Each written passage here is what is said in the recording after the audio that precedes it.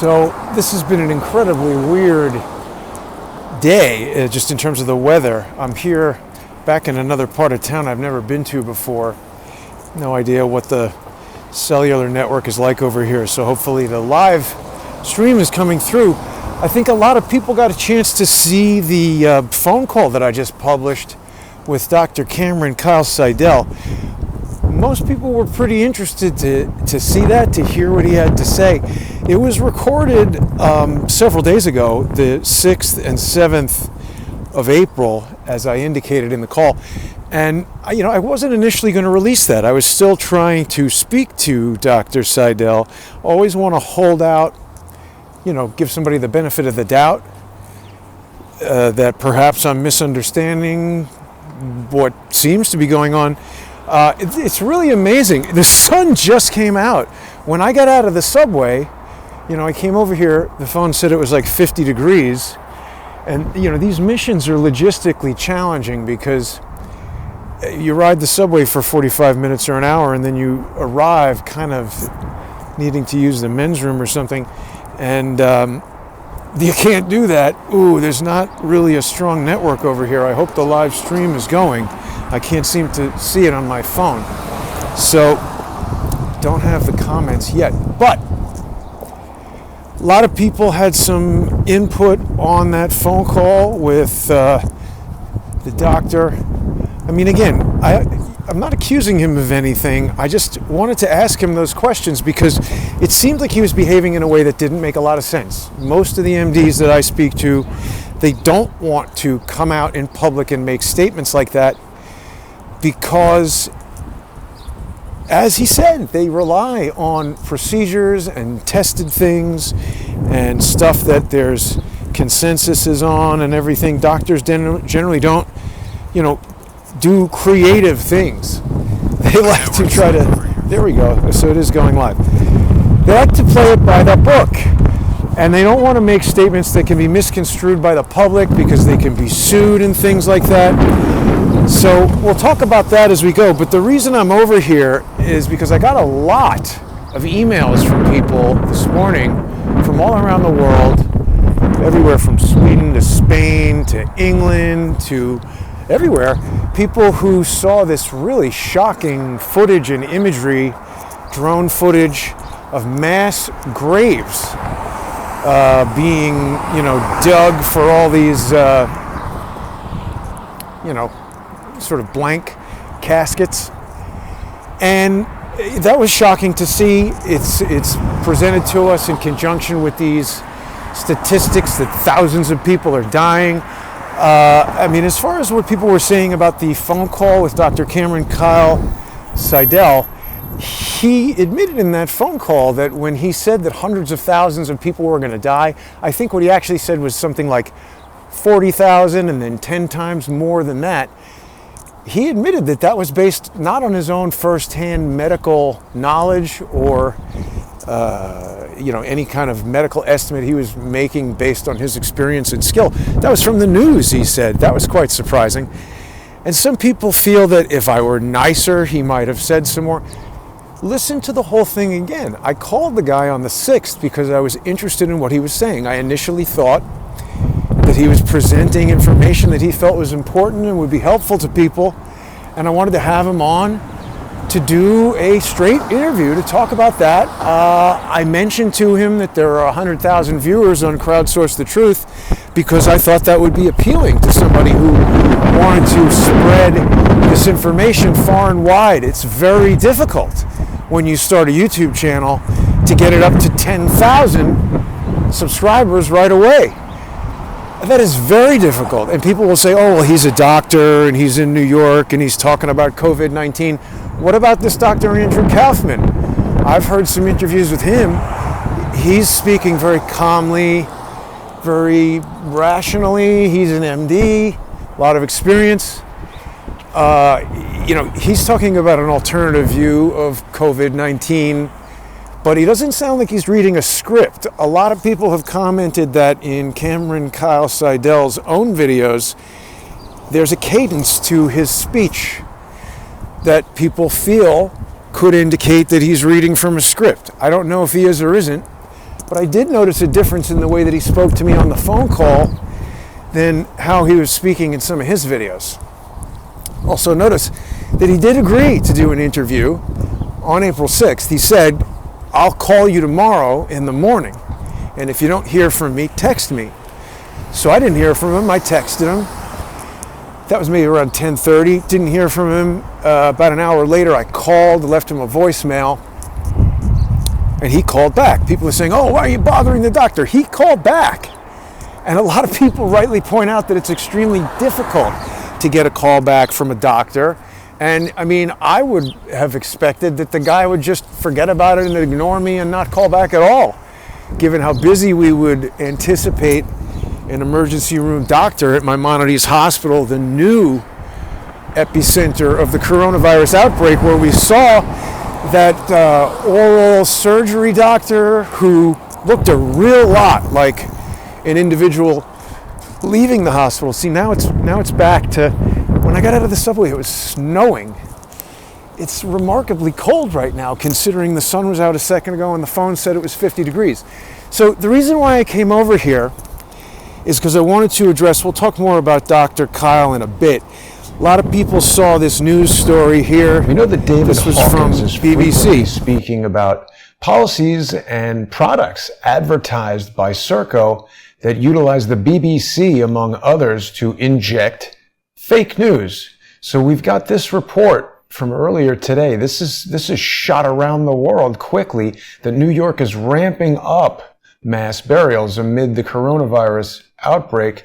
We're presented here with this image and accompanying video, which shows drone footage of these people burying, what looks like 1, 2, 3, 4, 5, 6, maybe 20. Who knows? It could be a ton under this dirt. Maybe not. I don't know. But we've got a lot of bodies being buried there. So this is a shocking thing for people to see. A lot of people have sent this to me. I immediately started looking into this Hart Island because I don't know too much about it. This website from the New York Historical Society, this was reprinted just about a year ago. That's interesting. But it was originally posted in 2013. It tells us that Hart Island has been off limits to the public for 35 years. It's maintained by the city's correctional Department of Corrections. So inmates from Rikers Island are digging and filling the graves, with as many as 2,000 unclaimed or, otherwise, people who can't afford their own burials are put here. So 2,000 burials per year is about 5 or 6 people per day that are committed to this thing. Even before coronavirus, 2013, 2019, maybe the number's gone up since 2013. But the point of the matter is, it's not at all unusual. This is a photograph, obviously, at least from 2013, where we see 9 graves or bodies stacked up. Here we see even more. Oh, those aren't graves. Those are apple boxes or something. But the point is, they're in a regular practice of digging these trenches and, doing these mass burials on this island off the coast of the Bronx. So that was pretty surprising, I think, for a lot of people. Well, actually, maybe now it will be surprising for a lot of people because they might not have seen that. I mean, people saw that drone footage from the BBC. You see all these people digging graves. Incidentally, it's back to snowing. It's just crazy how cold it's become. I'm not prepared for this weather at all, so this might be a shorter stream than I had initially planned. But you see, the BBC is guilty of social engineering because, is that fake news? They show you a video of mass graves and they are filling the graves with dead people. But, as I said in that pre-recorded segment, 2,000 unknown or otherwise unavailable to, purchase their own graves. Homeless people, unidentified people get buried there. Prisoners from Rikers Island are doing the burial. You cannot access that Hart's Island. There's no subway that goes there. There's no bridge, no tunnel. It's only accessed by boat. and it's controlled by the Department of Corrections. So, I've been talking a lot about social engineering, and people who are new to the channel, it is important that we figure out what it's all about. And it doesn't matter if the social engineering is coming from completely ignorant substance abusers like Cliff High, alcoholics like George Webb, his brother, who incidentally tried to strike my channel yesterday with 2 copyright strikes or whatever it is that he's trying to do. It's very important that people become sponsors on subscribestar.com/crowdsourcethetruth and patreon.com/crowdsourcethetruth, not only because this channel would have gone away a long time ago without the generous sponsors, but social engineers have announced publicly that the destruction of Crowdsource the Truth is their goal. The removal of Crowdsource the Truth from the internet is what they seek to do, and they have some pretty tried and true methods of doing that. On YouTube, I suspect they may try to put some kind of strike on the Dr. Cameron video. They might try a lot of things, but it wasn't going to be too practical to go to the island. It's not close, and I'm not sure if I have voiceover on this. So Hart Island, I had never heard of this thing before. It's basically the most remote place in New York. You cannot get to it by subway. You cannot get to it by car. As far as I know, nobody lives there. It's been a prison.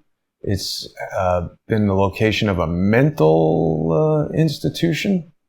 And there's really not very good Google Earth imagery of it. We can sort of get an idea of what's there. It looks like we got a lighthouse, some decrepit looking buildings. Maybe these are the old prison buildings, old mental hospital buildings, but it's just now a site of mass graves.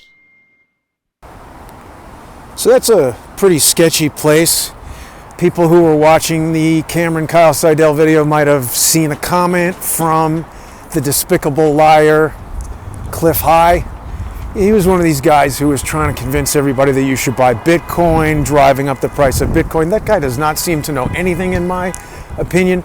So I wanted to come to what is one of New York City's largest and longest standing cemeteries. This is Greenwood Cemetery.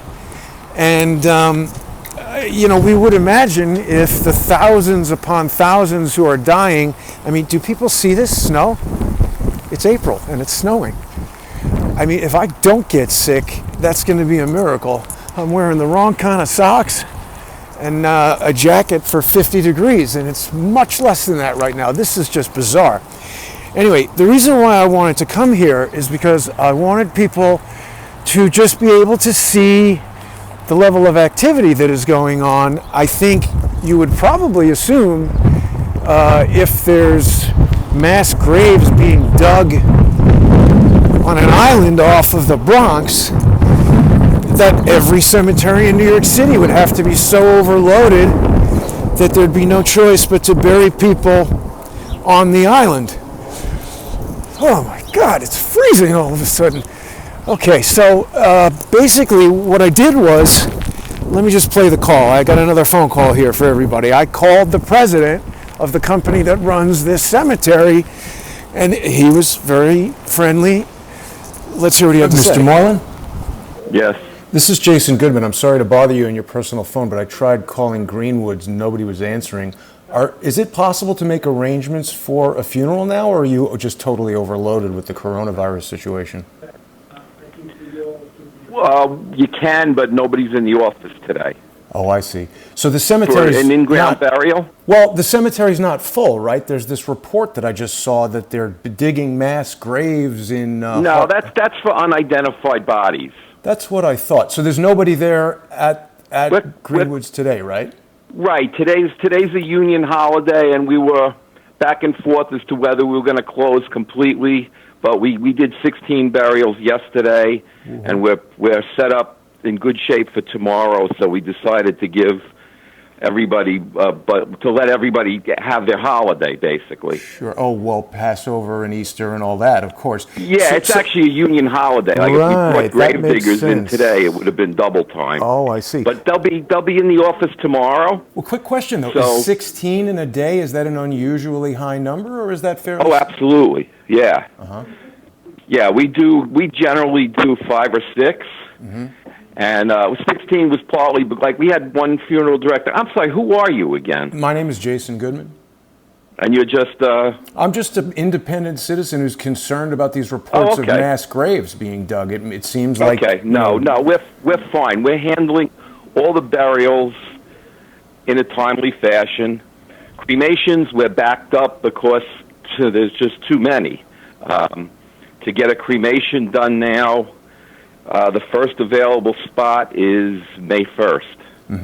But so, I mean, are you the number of deaths that you're seeing? Is it reflective of this international pandemic, shut down the world type thing, or is it just an uptick? Is this the most you've ever seen at the cemetery? Obviously, you guys have been there. You're one of the largest cemeteries in Brooklyn, and that hospital, Maimonides Hospital, we're told they're stacking up bodies in freezer trucks. Is that happening?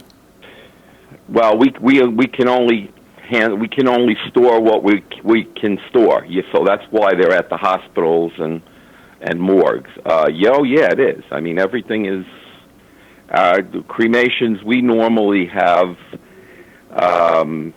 8, roughly 300. Yeah, 8 a day or so, and now we're doing as many as we can.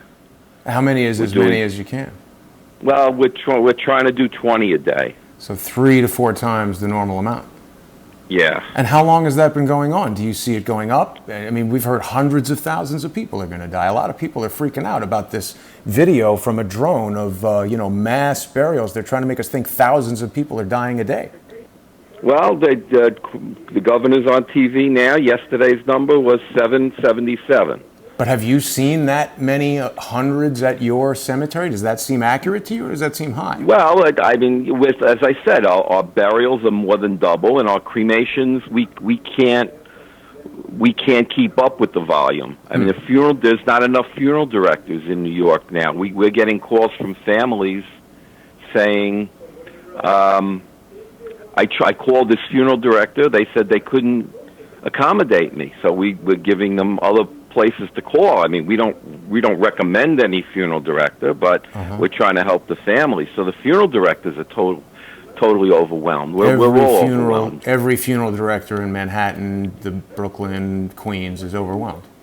Yeah, I haven't read the executive order yet, but apparently Cuomo signed an order yesterday allowing out-of-state funeral directors to help. Wow. I don't know how that will work. I don't know why they'll want to come to New York, but anything, I guess, to ease the burden. But the bodies that are being buried on Hart Island are basically unclaimed bodies. Yeah, that's not being made as clear as the Yes. sensationalized headlines and photographs. Yes. Yeah. All right. Well, thank you for your help, and happy holiday. Same to you. Take Thank care. you. Bye-bye. Bye. So he was very helpful on that phone call. It appears that as I entered the cemetery, the broadcast cut. I've kept it here, and I think that I'm going to head back now and try and re-upload this. There's going to be no access to Hart Island. That's just not something that you can get to, and I think the conversation with the president of Greenwood Cemetery, coupled with the better understanding of what actually goes on at Hart Island, I don't think we need to walk through that cemetery.